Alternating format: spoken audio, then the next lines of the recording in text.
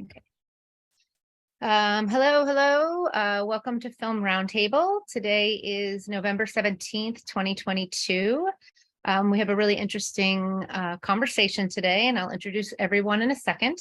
First, though, I want to take a moment to honor all of the worldwide COVID deaths as of today. We're at 6.61 million.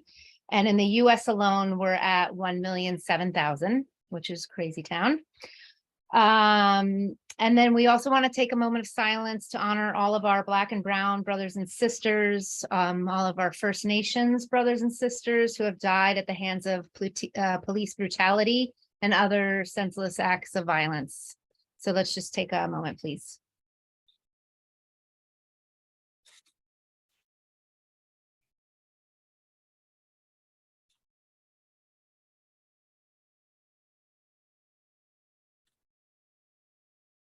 Thank you all very much. So we have a really interesting talk today about self-distributing your films. We have producer Elizabeth Woodward here of You Resemble Me, which we just did a podcast with the director 2 weeks ago, I think now. So you definitely have to go back and listen to that as well to talk about that journey for her. It's a beautiful story. And then we have Sean Glass, who is the executive producer on the film. And then moderating today is Kyle Greenberg, and he is the head of marketing and distribution at Utopia. So I'm going to let them take it from here. We're really happy to have them. Thank you so much for joining us. And I know that this is going to be a talk that a lot of our audience is going to, really glean a lot from. So we appreciate you sharing this journey. Yeah. Thank you, Erin, and thank you. Yeah. And congratulations on your news that is not out there yet, but will be probably when it uploads. Yeah. Thank you, Erin. All right. Yeah, I'm going to mute myself. Okay. Have fun. Thanks, Erin. And thank you, Kyle. Oh, yes, thank you. Of course. Yeah. Thanks for having me. I guess just to hop right in, as somebody who works in distribution and also on the fringes of self-distribution over the years, it always really excites me when I'm seeing a film come out successfully, backed with a self-distribution team and dedicated filmmakers. I think we had a conversation leading into this formal chat about how the comps, the history of like self-distribution, it's harder to find those references, and it's harder to convince yourself as a filmmaker to go that route when, the industry is so pointed in one very obvious direction, which is you've made a movie, now you need a distributor to put it out. And it's always felt so archaic to me, even though I feel strongly about the distribution system, but I also feel strongly that that system doesn't make sense for everybody. I think what you've done so far with the film is incredibly impressive. And, I'm just curious to learn all about everything that's gone into it. So yeah, I think just to kick it off, I know the film premiered at Venice, and it's gone on to play dozens of festivals, win 30 plus awards. I'd love to hear more just about the timeline and trajectory of the film, and what premiering at Venice was like, and how that led into conversations about self-distribution inevitably. So yeah, let's use that as a jump off point.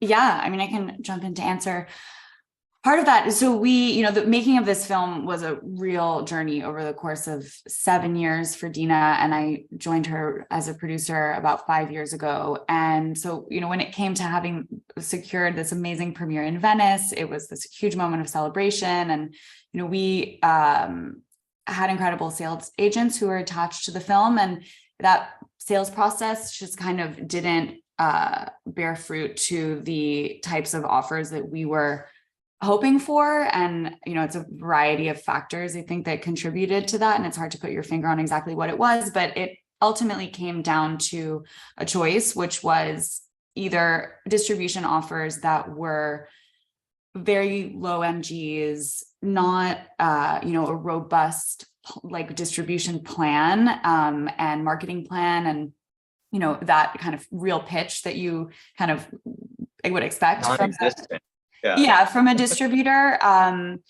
But, you know, the stamp of industry approval of having quote unquote sold your film, which is something that I know Sean and I would both love to get into, or the alternate path, which, you know, I have a background in documentaries where, you know, there's traditional distribution, but there's also impact campaigns, which is distribution in its own right. And if you think about what distribution really means, that's part of it. It's, you know, getting people to see the film and reach audiences. So that was a real fork in the road. And I think it took a lot of faith. And, you know, Dina and I have been, you know, working closely together with the film team, and Sean as an executive producer. We have amazing other executive producers like Spike Lee and Spike Jonze and Riz Ahmed and Alma Harrell, but Sean really joined the like day-to-day effort of this team. And we just decided to, break it down, figure out what distribution means, and make a plan associated to that, which I'm sure we'll get into more. Yeah, and you touched on a bit of your background, Elizabeth, and on the documentary side, where, you know, that speaks to a lot of my roots as well, you know, and working with impact campaigns and trying to take those learnings and feed it into narrative. You know, but Sean, on your end, you know, I know a lot of your background is in music, so I'm curious, you know, to learn a bit more about that and hear how some of that thinking has also inspired the campaign. Yeah, so I came in much later than Elizabeth, around, I don't know what it is, almost like about 2 years ago, year and a half, 2 years ago. There were a few different, Dina and I had a bunch of different connections, and that was how things came together. And I spent, when I was younger, I was focused on film, but I grew up around music, and music was always in my background. And then in my early 20s, when I looked around at just like what was before me, I knew that I could get paid and I could have control of my life in music. And that was unrelated to the fact that I had more connections in music through my family, honestly, but it wasn't even what I did. I was DJing, and there was just like, I was gigging in film and I was gigging in music at the same time. And my gigging in film was so difficult and thankless. It was impossible. Like, I was doing really well in comparison to my peers, but it was like $300 would be a whole project that I would maybe pocket $300 because I reinvest it, versus DJing, where I would go and hang out with my friends and get to play the music that I want to hear and drink for free and take home. It started at $300 and then I ended up making tons more money. So I embraced that. And the way that I looked at it was, let me go do this. Worst case scenario, this isn't a bad life. I love music. I know exactly where I'm going to take it. I'm going to go build my own events, festivals, label, whatever. And best case scenario, I'm going to learn some stuff that's going to allow me, and I'm going to do right by some people that's going to allow me to come back to film if I so choose, you know, when I'm mature and older. Long story short, that's what happened. And in coming back, my first instinct was, I just want to do art.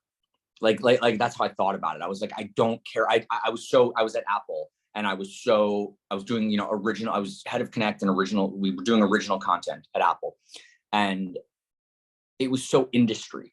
And the way that I thought about it was, I want nothing to do with the industry, any industry. I just want to make art, and whatever money I make, you know, so be it. I did that for a second. And I showed a film in festivals in 2020, and it was so,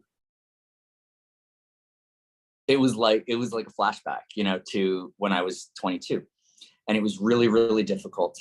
And what I found was a lot of my peers, again, who were way ahead of me now, filmmakers who were way ahead of me, were just living this lifestyle of like begging for things, pitching for money, pitching for people to collaborate with, pitching for festivals to program you, pitching for distributors to not even really bring you to audiences, to buy you.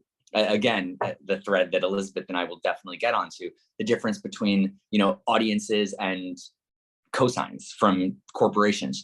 When I was young, this is something I think about all the time, because I've been looking at self-distribution since I'm a kid. I'm an indie guy, grew up around indie labels. And I remember Aaron Crumley and Lance Weiler talking to me about self-distribution when I was a teenager at South by Southwest, and Greta Gerwig. That was about box office metrics, but that was about audiences. Somewhere in that decade, Sundance, I think, you know, really, John Cooper, who's done an incredible job of building that up, but he built it up to be a sales market, where all of a sudden the new thing was not how you reached audiences, but how you reached the companies. And the MG became the thing. And in that transference, we lost our connections to audiences. So the filmmaker no longer communicates with audiences. All of the connections have been broken. All of the well, I think that's one of the key things. And yeah, it's something I've seen from the music world, is if you look at any musician, even if they have a major label, they are communicating most often directly with their audiences. And yeah. You know, there's the brand of an artist in music, you know, and then there's the individual albums, and, you know, those speak for themselves as a brand. And, you know, I think as a filmmaker, it's really difficult these days to kind of think of yourself as a brand and think of your movie as anything other than a movie. And, you know, thinking about maybe a movie does have potential for merchandising and touring in a way, you know. So like, I think, yeah, the events and music background for me, I've seen just so much crossover, and it's similar to what Elizabeth was saying with, you know, the documentary world and impact campaigns. I mean, in a way, it's all very similar in that it starts with grassroots, and you're thinking about how you can leverage a locale and a community and, you know, drive that into something impactful. So yeah, I mean, like, we've kind of hopped around a few places already pretty early, but I wanted to get back into the acquisitions process and sales process just a little bit. Obviously, like, we've talked MGs a little bit, and like the minimum guarantee for a film to be acquired. And, you know, like in my experience in distribution, you know, obviously films of a certain size, a certain festival, you know, say something premieres at Sundance, as you mentioned, Sean, and it's a sales market, even though it's a giant festival, but you go to Sundance and the expectation is your film is going to sell for more money. You know, it's just films are inevitably being bought and, you know, bid for more at a festival like Sundance. Even though Venice has such prestige, unfortunately, you're seeing less high profile sales come out of it these days. And you're also seeing more films with distribution sometimes already going into Venice, which I think was the case this year. You know, and it's kind of becoming harder and harder to find these festivals where you can go in and say, like, we're guaranteed to sell. And, you know, and then it comes down to, what does that sale actually mean? You know, it's like only the streamers are the ones who are ever really announcing that they bought something for $14 million out of festivals these days. And you don't see the numbers that most distributors are buying or acquiring other films for, because no idea. That's like a huge misconception. They think that there's a waterfall of that. It goes from 14, you know, Cooper Reef getting, you know, whatever he got, $15 million. And then it's like, oh, there's a 12, there's an 8, No, it goes down to like 50K. Or Yeah, less. or less. And Yeah. 5K, think- or the opposite way, or you're paying P&A for the privilege of being distributed. Yeah. Well, I think that that's an interesting, as a filmmaker, a film producer who didn't know much about the options, we spent a lot of time understanding, self-distribution doesn't necessarily only need to be like, it's just the film team totally freestyling. Like there are other pathways that are really not openly discussed. And if they are, like, I wasn't privy to those conversations that I think are really interesting, because it is a business model for some distribution companies of, raising money from either your executive producers or a team and, hiring different vendors and like divisions to take care of the different parts of the process. And that's something that we spent time analyzing. And, on one side, we couldn't afford some of those things. And on the other side, we just felt like we could do better than the people we would potentially be hiring to do that. And that was the case for theatrical booking, for, other elements. But it's kind of breaking down what are all the different pieces of what your dream distributor would be doing and like trying to emulate. And that's something, we spent a lot of time looking at Utopia's Instagram and being like, okay, what are they doing? Like, where are they marketing the film, and trying to take inspiration from those who we felt were doing really cool, exciting things and kind of breaking it down. But yeah, you have an important piece of our puzzle was having executive producers who really cared about this film having a dignified release, and saw also the financial possibility remaining open of recoupment if we did a self-distribution, because taking one of these really low offer deals just closed that 100%. So we don't have a guarantee that this film is going to make money, but at least that opportunity is not closed. And I think This moment, it really could. Yeah, and we've added so much value. Again, it kind of went down and now it's gone back up because we've 2 had months ago, there was zero chance. And now we've had 70, I think it's 75 at this point, screens across the country with major chains like AMC. By the time this is out, you can go anywhere. Yeah, which has also been really helpful in reopening the conversation. It's about international distribution.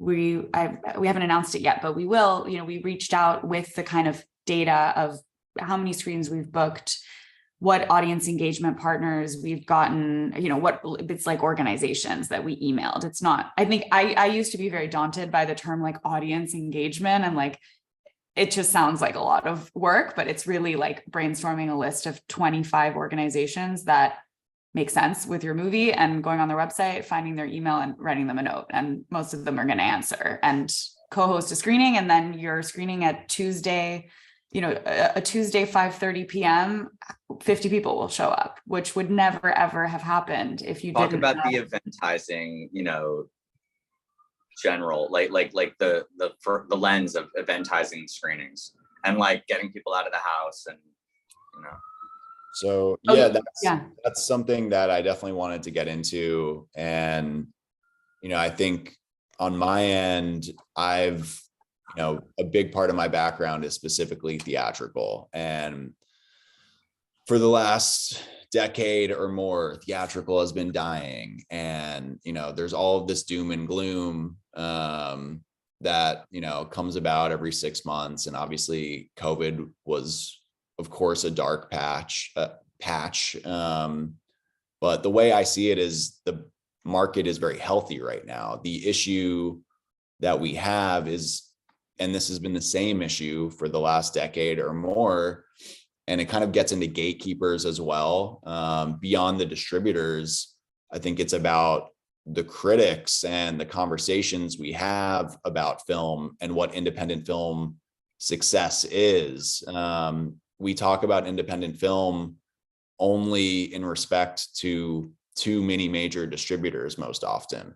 And like, of course, like all ships, all ships, what's the expression? Rise together. Rise with the tide. Rise with the tide, exactly. And, when A24 or Neon succeed, we all succeed. It creates a healthier marketplace for independent film. It points a path forward for independent film success and taking chances on stuff that's out of the box. But it also skews the perception of what independent film actually is, because the reality is those movies aren't quite independent, and those movies have very big budgets in comparison to what real independents are working with. Those, not even mentioning, you know, Focus, Searchlight, Sony. yeah, These are and parts of major corporations.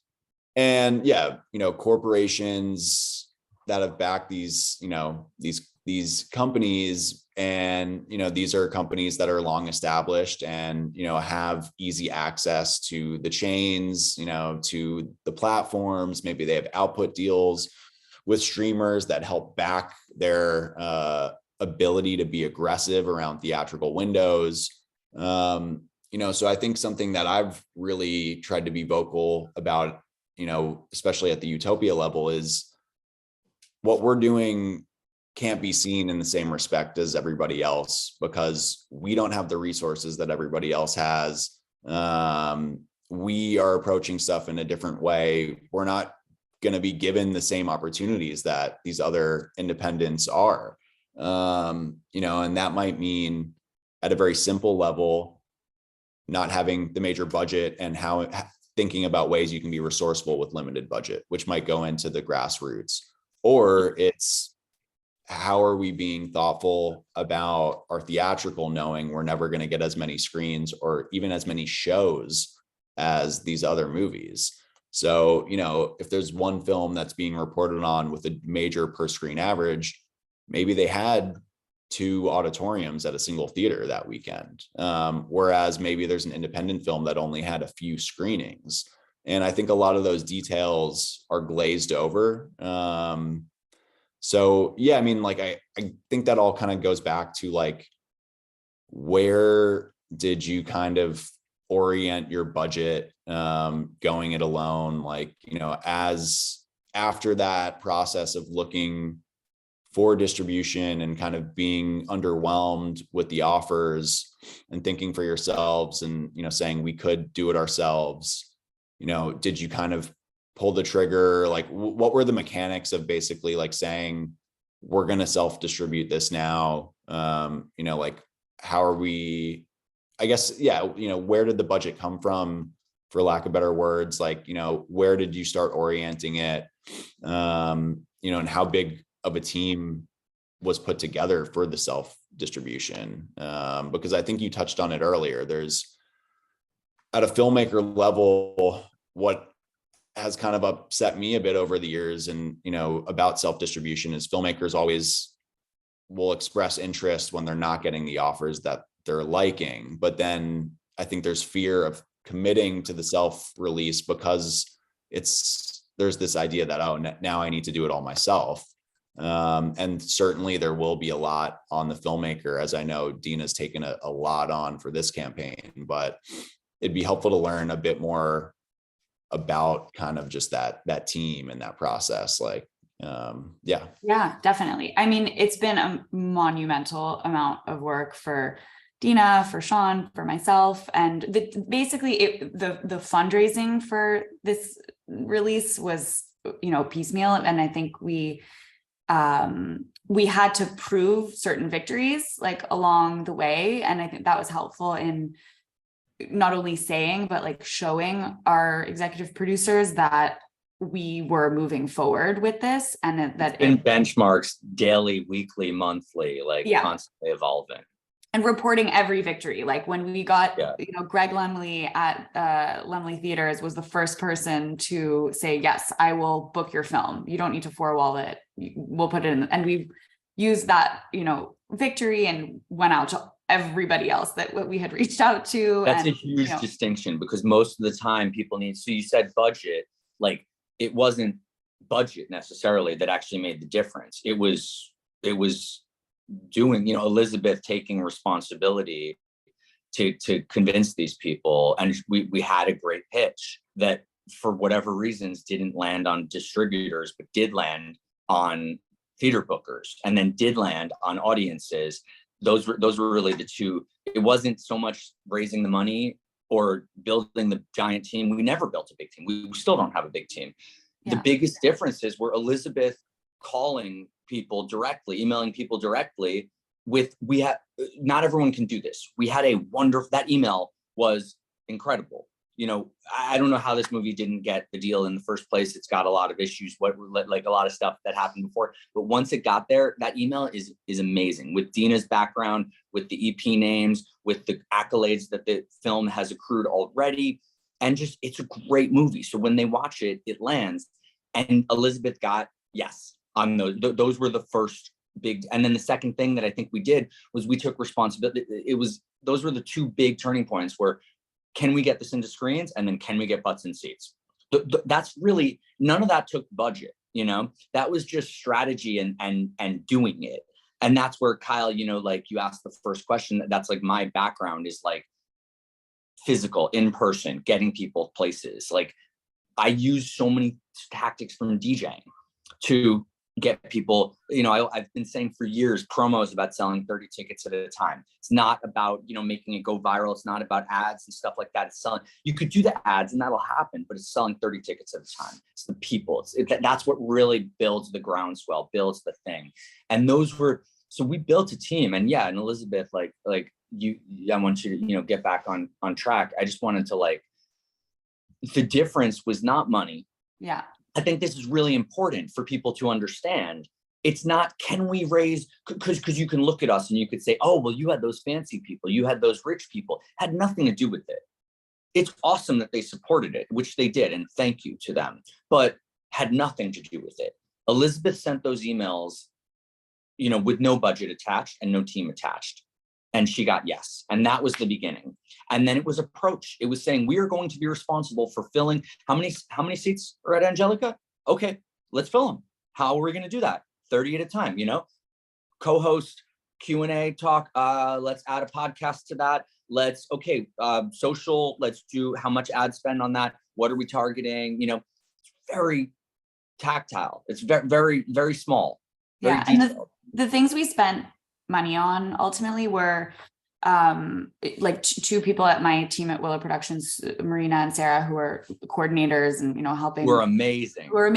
And, you know, doing tons of outreach, big shout out to them, the grassroots campaign. We decided to hire a PR team because we felt that we couldn't fully take that on our own. But I think it's really important to note that we did feel like we could have, but we just needed, and you know, through our connections, get a decent amount of articles and do cold outreach, but we kind of had to zero in our focus.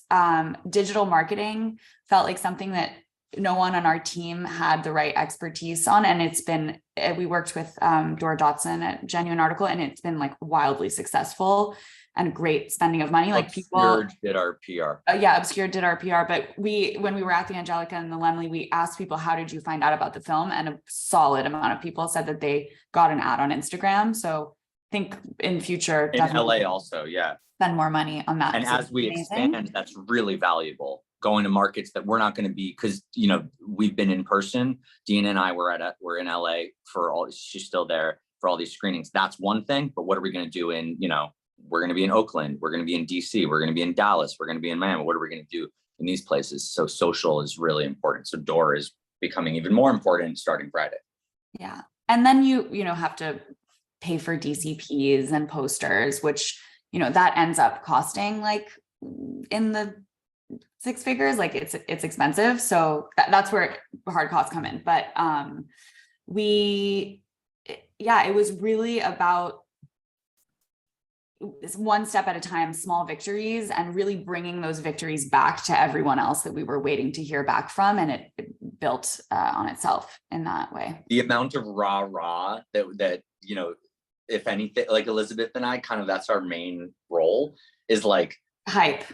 Yeah. Is communicating between all the parties and saying, you know, and just upping it, like, oh, we achieved something. Now we need you to do this. Like utilizing all the levers that we have and knowing when to ask who for what and what we need to empower them with. That's, and like, people know that they're not the first to the party. Like, I think when we reached out to any organization, we would send the list of all the other organizations that had, you know, done ticket giveaways or that had provided a Q&A or, you know, sent a newsletter. And we also really thought, I think, long and hard about that's the stone, how to, yeah, exactly, the approach. But how do most of like our contemporaries who are not industry people hear about films? And like, it's not really, at least most of my friends, they don't read like the reviews in the New York Times anymore.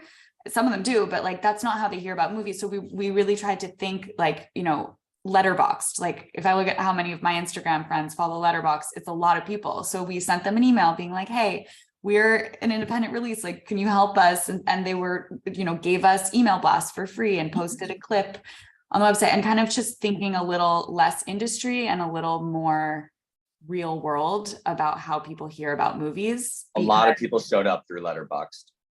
Yeah. And so, yeah. Yeah, that's super refreshing. I mean, It's first like of all, competing with like not, you know, with watching a movie at home or doing something else. You know, it's getting people, this is what I want to do with my evening tonight. I want to go to the Angelika Film Center and hang out with these people in a room with 4 walls, and one of them is lit up, and doing this experience together. That is, you know, how you have to approach it. We're going to go do a thing together. And who is there? How are they connected? How are they finding out about it? What's going to happen in the lobby right after? What are they going to talk about when they leave? Are they going to take a photo? Are they going to tell people, you know? Yeah, I think the element of actually the social part was we realized during the release was very important to people. That you know, there's a lot of, especially post-COVID, like, you know, women in film organizations, or, you know, whatever topic, people are really hungry to gather and like discuss. And so that became part of the messaging, was like, it's come and see the film, but also, and I think that's something that I've seen a lot from my, you know, contemporaries who work in the art world, for example. Like, going to a gallery opening is not only about seeing the art, like, it's about talking about the art and, you know, meeting people. And I think we tried to cultivate, like kind of going to a party, you know, cocktail party vibe to the opening weekends, at least. And I think that helped a lot, because people felt like personally invested and incentivized to tell their friends to show up the next day. yeah, no, I think that's, I mean, I think that's a big part of why we love festivals, right? It's the ability to get together in a room, celebrate something we all love, but also at a simpler level, be able to connect and expand on what a movie is. And yeah, I mean, I think you've touched on like so much that we kind of hinted at earlier, which is, you know, partially the team, you know, not needing to feel like you have to do it all yourself. There are so many incredible talents out there in the film industry and adjacent film worlds that like are available to work on stuff like this. Like Door, it's fantastic. The Obscure team is fantastic. Kate Donway at Deadza. Yes, that's an important piece also of linking up, because basically we realized that we could freestyle a lot of stuff and like figure a lot out ourselves by reading case studies and listening to podcasts and watching YouTube videos and asking people for advice. But we felt this real lack of having like someone who knows this landscape. And Kate Gondwe, who founded and runs Deadza Films, which is a distributor, but also kind of hybrid consulting company, it came on as a consultant and has been just really helpful in figuring out what we were missing in our like master plan and helping fill those holes, like linking us up with cinemas in XYZ cities that we were missing that are really important, or like figuring out strategy points. So I think that's like a less overwhelming way to think about how do you partner up with someone who like has the expertise without, you know, giving away all of the ownership and rights to your film, because that was kind of the trade-off in our previous decision place. do you feel like if there was a distribution offer that came your way that was low MG, but had some passionate distribution strategy behind it, it would have been something you would have considered more readily? Or, was it really just the lack of MG and lack of like overall strategy, or just lack of complete strategy that basically led to the decision? Like if somebody had come to you and said, we can't put up that much money up front, but we want to put this in 50 markets and we want to do X, Y, and Z. I mean, is that something that would have then changed your outlook? I mean, I don't want to speak for Dina, but for myself, like 100%. Like it was because at that point, like there wasn't a MG on the table. And so if we would have had as a third avenue, like a partner who was ready to leverage their connections, do the strategy work, not ask us to pay them up front, but honestly, I think that could have. That part's a racket, and that's like a low key thing that people don't talk about. I think that's a racket. Those service deals, racket. Yeah, I was going to say that could not all service deals attractive, but I don't think ultimately we would have chosen that route of like, even if someone had a great plan, like paying them to execute it, I think we still would have done it ourselves. You're essentially talking about some distributors with essentially like a hidden distribution fee, like they're acquiring your movie, but at the same time you have to pay them X amount for storage or marketing or whatever else. Is that kind of what you're hinting at? Well, there was I mean, maybe I shouldn't say this because it seems like it's just not discussed that there are paid service deals with distributors that have good reputations and filmmakers pay them for their service of theatrical booking. And it's kind of a win-win because there's a fee attached, and also that film, the ownership is the label. A major issue. But you're still giving away the ownership and the control. Like it's all good if you want to take a fee to, throw your name on it and do very little. It adds prestige to. So, Kyle, like there was a point for sure. I won't name any particular names, but we would have been really happy with certain companies slapping their name on it and being a phone call away for us and saying, showing up to the premiere and, making us look a little better and we're going to do everything that we were already going to do, but we get the cosign of a company that we respect. And we were pitching people on that at one point. But the ones who were pitching us on the version of that, they want a fee. Their name is not as prestigious. They are not going to open any doors for us, and they're going to take ownership of the film. Yeah. Like this was a learning curve for us because this is not out there. There's no film independent case study that talks about this, and they do. These are, I don't know, whatever. I don't want to get negative, but I do not like that practice. And there are service deals that are wonderful. Yeah. I mean, it just goes back to the idea that there's not really any education around distribution to begin with. Like I went to film school. I didn't take a single distribution class. Part of the reason I ended up in distribution was because day one, a professor asked what everybody wanted to be, and every single person wanted to be a director, and it's like no one, everybody wants to make a movie, but no one thinks before they make a movie whether,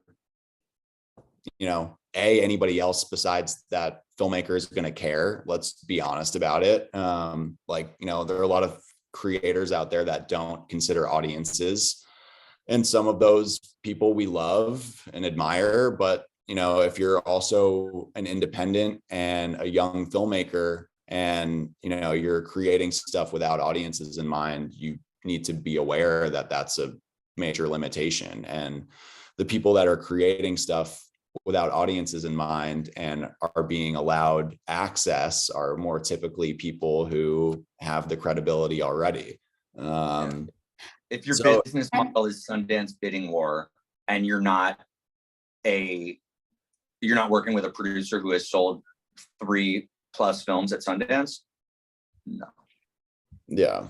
Well, I think one thing that you had in your favor for going the self-distribution route, obviously, is a high profile list of executive producers.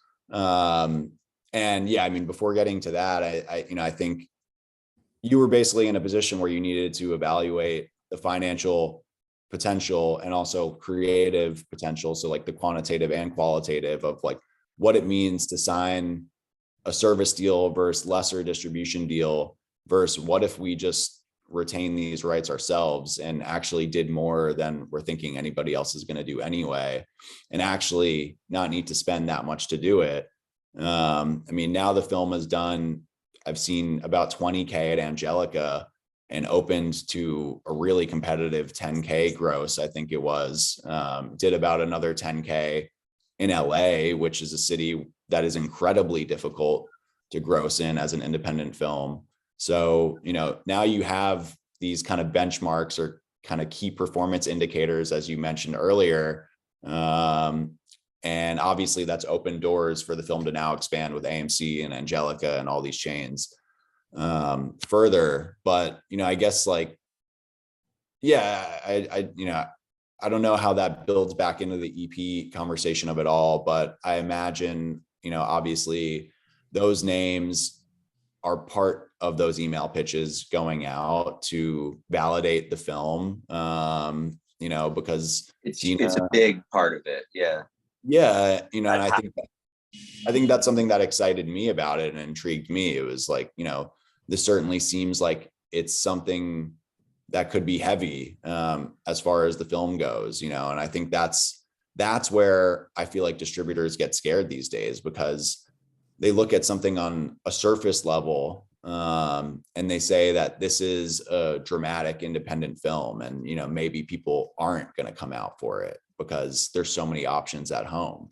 And I think that's where you guys have clearly been smart about what is the brand of the movie, who is Dina and why is her story compelling, who are these EPs and how do they get involved. And yeah, so like I guess that bridges back to like, how did they get involved? Like obviously Alma, I noticed, supported opening weekend in LA, and I was at that Q&A, which was fantastic. Like what sort of additional level of involvement you've seen, like would you credit that as, and I think you already have, as one of the key drivers of success? And like, yeah, how has that changed, if anything, now that the film's opened? I think it's a huge kind of stamp of approval, and it opened a lot of the doors, like, writing the names of 4 of the most acclaimed filmmakers in the world in the subject line of an email is really helpful. But I think just as also Crystal Moselle. And Crystal Moselle, yeah, who's amazing. But I think that, like, just thinking of this as a case study, like whatever your biggest gold star is of your movie, like just strategically we were like, okay, this is a really helpful tool. How are we going to leverage this in the smartest way? And that was, for cinemas, it's putting it in the subject line of the email. Like these bookers get a million emails. So you need to be really short and really clear and put things in bold and make like a little PDF that just has like all the executive producers' names in red and huge and loads of laurels, and just think about it from a very like short attention span, like pitch mode kind of. A lot of thinking. people write long emails and they write prose and PROSE, and that's a big, big obstacle.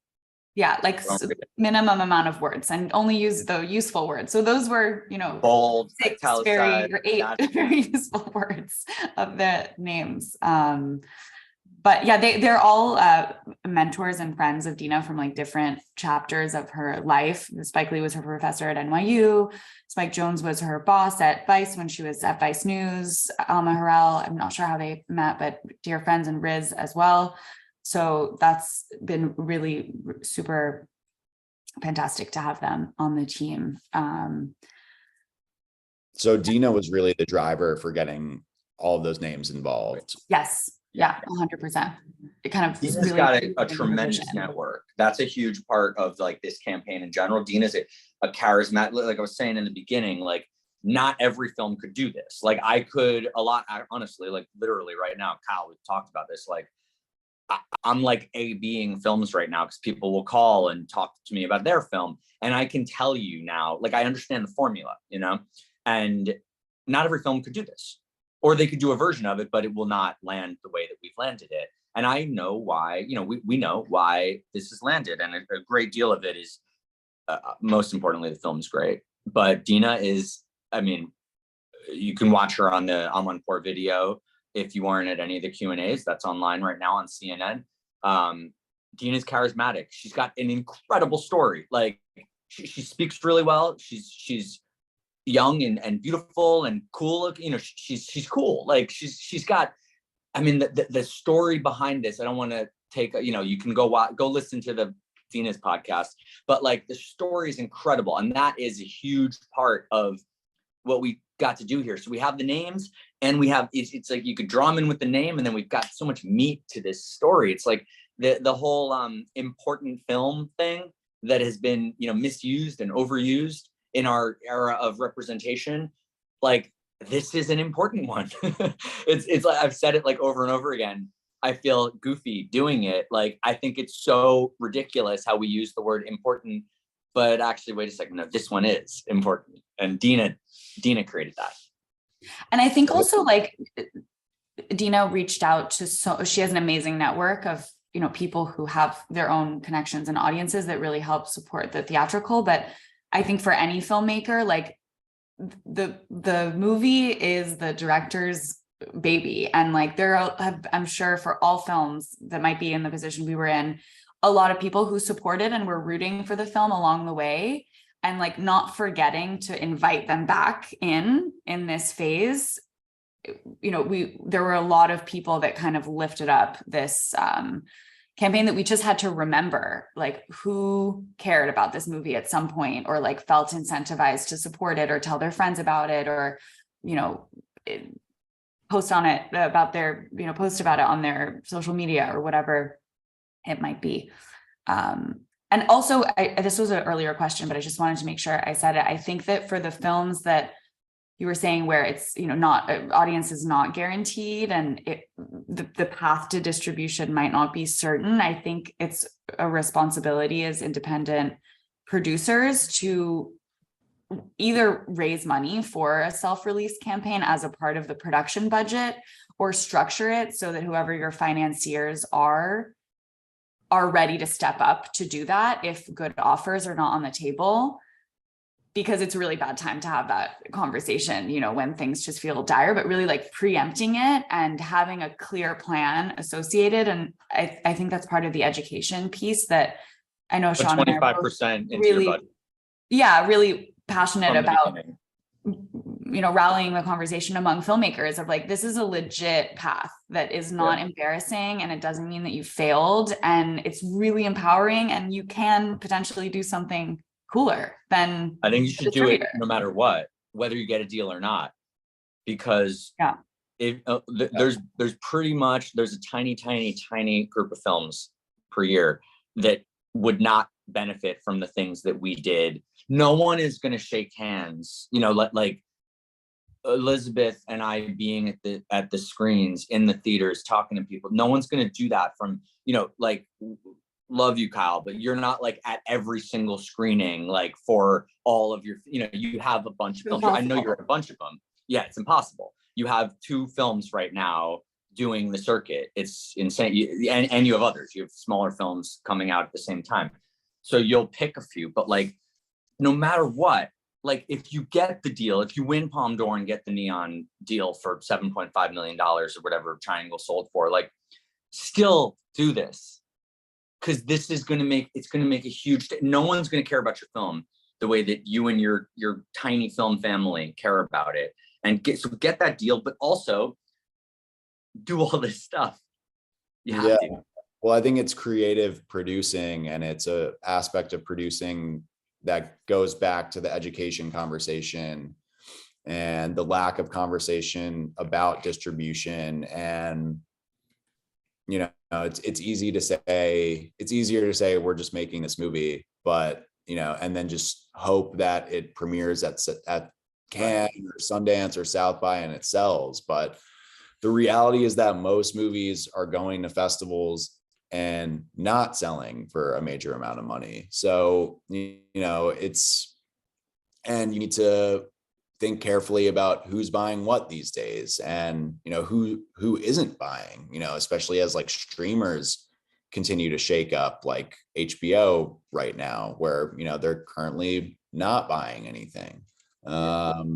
So yeah, I mean, I think you've approached it with the right mindset. And like, I've said this to producers for years, where, you know, like, if you have those means, start raising a little kind of, you know, back pocket fund for the distribution, while you're already fundraising the film itself. And obviously easier said than done. It depends on who those producers are, those financiers are. But it's something that is going to protect you in the long run, and still doesn't mean you're doing it all yourself. It means that you have the ability to hire the publicist or the social manager, you know, and all of those things. Also, the best part, like, it's so wonderful, like, being in a theater with people that, you know, we've put more effort into connecting them to the movie that they're watching, and filling the room with people that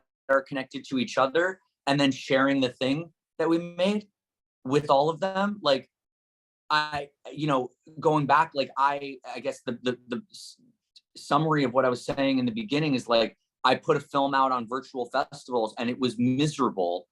And I reset, and I was like, I want to build a world to put films into. I don't want to just make art and then tell people, please show my art, please love my art. I want to build the world to put the art into. So it is so, what this campaign has been so beautiful. Like, I'm so happy myself, but like, that we get to do this for Dina, that she's put 7 years of her life into this, for Hasna, for the family. It's wonderful. Like, so all this stuff, like let's toss out for a second business models and whatever else. Like, why are we here? Why are we alive? Like, why, you know, it's whatever time of day it is. And like, I'm awake today. What do I want to do with my day? This is what I want to do. It's wonderful to share with you guys, and to go to a theater tonight. I'm going to a theater in a few minutes, like, to go share movies with people who care the most about them, and to be able to build. So that's kind of how I think about this. You know, we were saying also, like, think for yourself, not do it, not DIY. But part of the thinking for yourself is, like, how do I want to live? I want to live in movie theaters, at film festivals, with these kinds of people, making things, caring about things, talking about them, understanding how people respond to it. Someone watches the movie. The worst thing that I think happened when I showed my movie at virtual festivals in 2020, that I didn't get to do, that I've since gotten to do, is feedback, is hearing from someone how it affected them, what it meant to them, what they understood. That's why I want to make things, to communicate, to connect with people deeper. And that's what's so beautiful. So it's such, oh my God, it's incredible that Dina has gotten to do this, and is continuing to do it more and more. That Dina, I mean, you, like, please, if you're in any city where she is, like, go talk to her. She is like the most effusive, like, just hugs everyone, loves talking to everyone. We stand, like, when we intro the movie, and we go into the hallway and we start talking to people who haven't seen the movie yet. We say, hey, what are you doing? Oh, you're seeing Banshees? You should see this other one too. Oh, hey, she actually made it, and she loves talking it. And like, and people show up. It's amazing. Yeah, they do. There was this woman shared on social today who I recognized her face because she was from the lobby. She was walking out. Dina and I were sitting there. I think, Elizabeth, actually, you were on. Yeah, I remember. Yes. That woman shared and went to the film. I saw. It's amazing. Okay, great. But we did this at, you know, the Angelika Cafe also, like, you know, just hanging out for 30 minutes before the screening, telling every person, like, hey, you know, we made this film, it's showing. And like, the ripple effect of that was nuts. I mean, so many people showed up. They were like, oh yeah, my friend met you in the lobby, and like, we came to see the film. So, and if you don't want to do that, if you think that's tedious, if you think that's not, juice is not worth the squeeze, do something else, man. Like, you know, if you don't love that, if you don't get off on that, like, I do not know you. I do not know how to connect with you. Like, get into finance. Like, if that is not the highlight of your life, don't make movies. Sorry. Well, I think, I mean, that brings us like to like a pretty close ending point, I would say, where we've talked about how, yeah, it's not all on the filmmaker and filmmakers when it comes to self-distribution, but I also see this through line for films with distribution at an independent level too. And often the most successful ones are the films where a filmmaker is really willing to get behind it and leverage their creativity and connections and all of that sort of stuff. And, you know, like at Utopia and our you know, sub label / consulting label Circle Collective, I mean, it's all about trying to just be as aligned and in partnership with filmmakers, because I just don't subscribe to this idea that there's somebody in a marketing department, could be me, that knows the film better than a filmmaker who's seen their film literally 300 times. Like we heard Alma and Dina talk about how many times. Yeah. Like 12 cuts. Yeah. Yeah. Endless. You know, it seems counterintuitive to me to, you know, not keep a filmmaker part of that process, to not trust them to know, you know, the film inside and out, to know that they're at a simple level, there might be just a shot that maybe they can suggest for a trailer moment, or, you know, themes that the mirror shot, they cut that at one point and we had to. I know it's true. Yeah. That was my favorite shot. But it's very true. And I think that's where the thinking for yourself piece comes in. Like the traditional wisdom of distribution is like the director's not on the call, like planning the release, which Dina's on all these Dina's calls. on every call, yeah. And has it, you know, she knows the movie and she knows she's also a producer on the film. Like it's not just kind of this creative force outside of everything else that it means to make a film exist in reality. Dina's providing the publicists with like texture for their pitches. Yeah. Don't leave them out. Yeah, I mean, and that's where I think I've seen, again, you could call it like the brand or whatever behind the movie develop further, where there's the film itself, but then there's her story, you know, and I think her background is really compelling. And I think it's what makes the film eventually even more compelling as well, because it is a narrative, but it's done in such a creative way with so many different influences, it seems, where, you know, like her background as a journalist is like such a clear influence and, you know, like feeds into what the movie is and wouldn't be what it is if she wasn't that. You know, so I think you guys have done a great job, and Dina's done a great job of getting her story out there. You know, the PR team has done that too. And I think, you know, sometimes it just takes time for an independent film to kind of catch up with audiences these days, especially when you're pushing a film out like at the height of award season. So, you know, I think like you've done everything from kind of the PR to the social right, and you've hit these milestones. And, you know, it feels to me like this is one of those new success stories in self-distribution, where, you know, we've talked about how over recent years, I mean, there are limited comps again, you know, it's the Columbuses and you know, a lot of the stuff Jim Cummings has put out, which I know we've talked about. I think we talked about Thunder Road. By the way, shout those guys, Matt, Ben, Jim, have been super helpful to us in general. They're like Caruso also, who produced Columbus. We reached out to a lot of people for advice. Daryl Frymark, Bread Factory. Yeah, good comp. Sorry, we cut you off. No, I mean, I think we talk a lot about in the film biz, like how, like, you know, takes a village, you know, it takes a community to make a movie, but it's the same when it comes to releasing a movie. And, you know, obviously, like as a more established distributor, like sure, we have some resources, I'm sure, that as a self distribution team you don't have at your disposal, but there's also the same mentality that, like, if we're opening a movie, like we want to be hyping it up and rallying our base and, like, you know, ensuring that there is, you know, kind of like that local grassroots element. And yeah, unfortunately, like we just don't have the ability to be at every single screening we book, like you were saying, Sean, but that's where what we do comes to life, right? It's like, you know, when we are out there experiencing things together, like you are touching a physical object like a Blu-ray or, you know, a piece of merchandise, like you're hearing the filmmaker like Dina talk about her own experiences and, you know, contextualize the film further.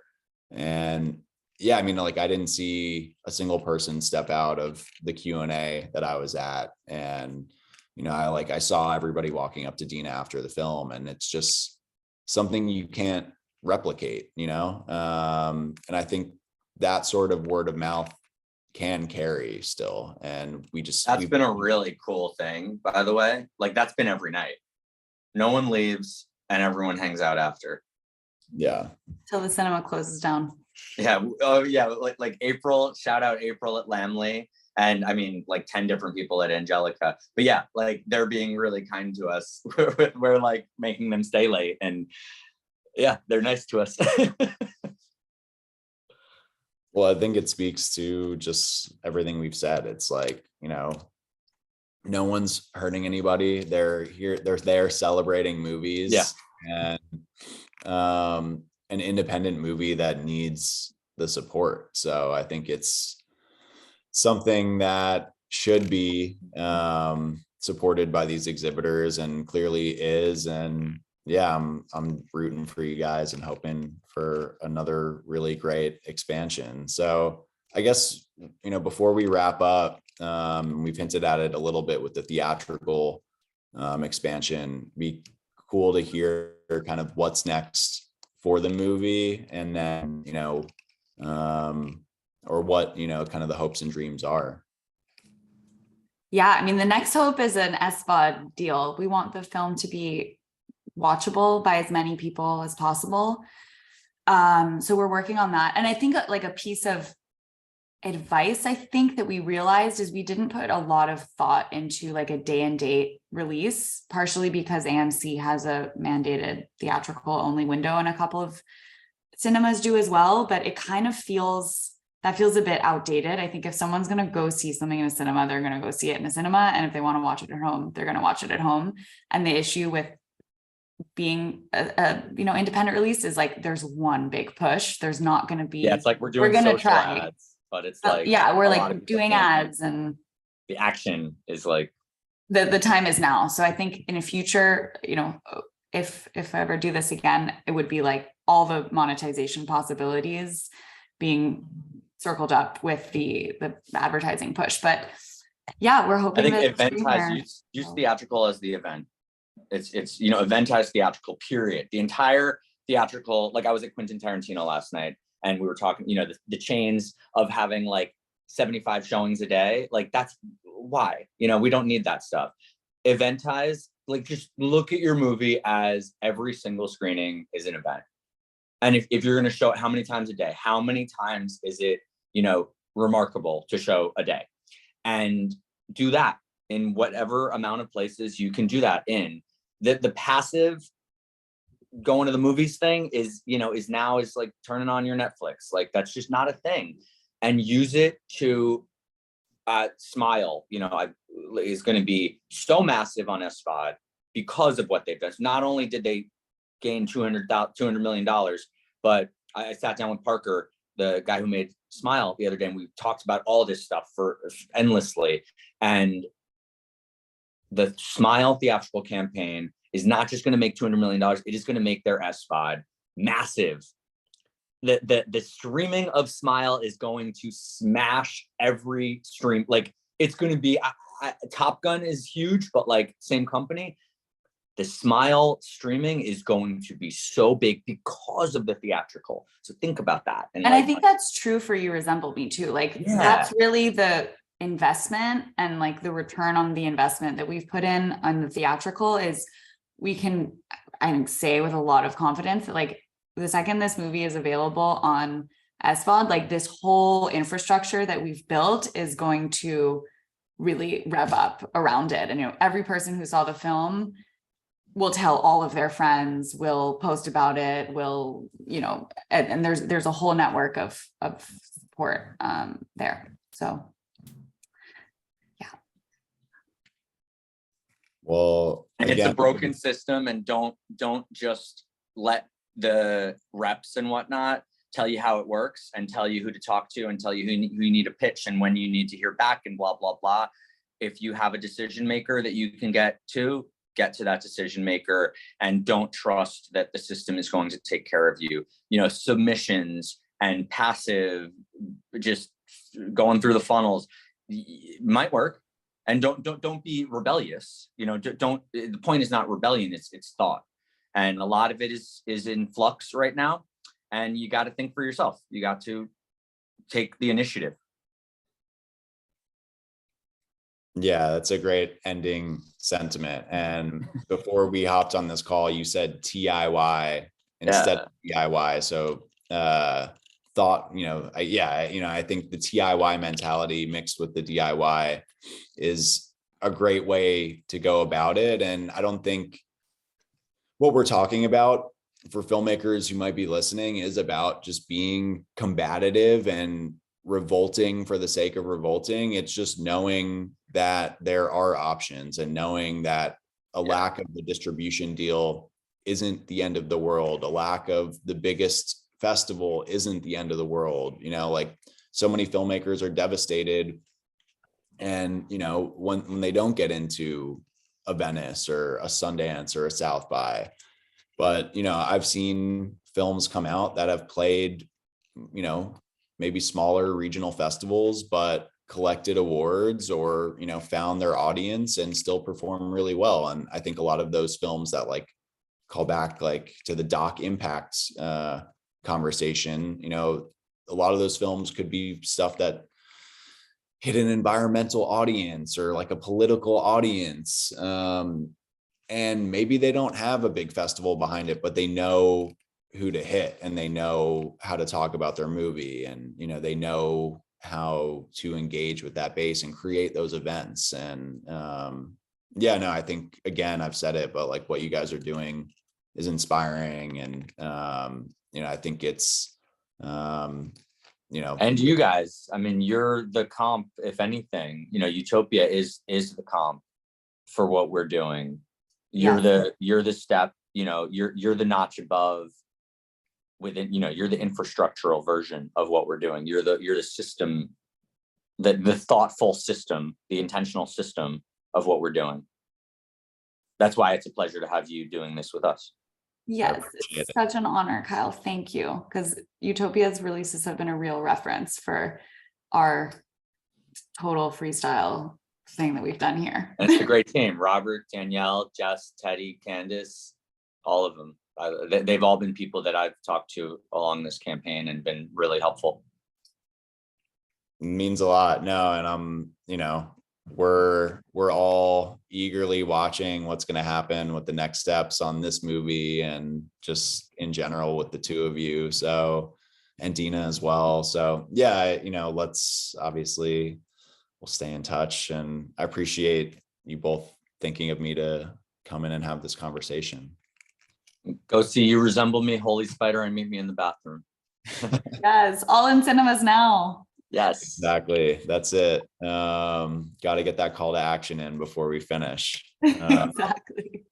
Cool. Well, I think we'll wrap it at that, but thank you both so much. Rooting for you and excited to talk more soon. Thank you. And thanks to Erin and Maria at Film Roundtable for having us. And Roundtable. hope And to see also, you guys in the movie theaters. yeah, any listeners, I like forgot we were being recorded, but Sean and I are happy to give advice or, reach out to us. I think our emails are on the internet somewhere. Yeah. Oh, and I mean, most importantly, I say this, I'm a broken record. If you want to, host a screening or anything like that, talk to us. We are very accessible. DM me, email me, You whatever. Resemble Me is the handle on socials. And All right. youresembleme.com for tickets. Yes. Yeah, there's a whole schedule up there with Q&As and everything. It's going all over the country, and we'll be in Europe next month too. Cool. All right, Amazing. thanks, guys. All right. Thanks, everybody. Bye. Bye.